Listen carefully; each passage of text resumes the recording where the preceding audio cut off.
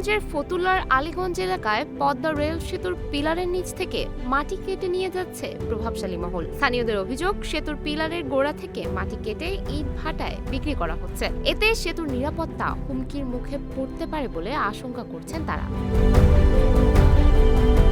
অন্যদিকে মাটি কাটার সঙ্গে জড়িতরা দাবি করছেন তারা প্রকল্পের নির্মাণকারী চীনা প্রতিষ্ঠানের কাছে থেকে ওয়ার্ক অর্ডার পেয়েছেন এবং এটি প্রকল্পের অনুমোদিত কাজের অংশ। ঘটনার পর উপজেলা প্রশাসন ও ভূমি কর্মকর্তারা ঘটনাস্থল পরিদর্শন করেন। পরিস্থিতি পর্যালোচনার স্বার্থে আপাতত মাটি কাটার কাজ বন্ধ রাখার নির্দেশ দেওয়া হয়েছে। তবে বাংলাদেশ রেলওয়ের দাবি, তারা এ ধরনের কোনো অনুমতি দেয়নি এবং রেলওয়ে কখনো পিলারের নিচে মাটি কাটার অনুমোদন দেয় না।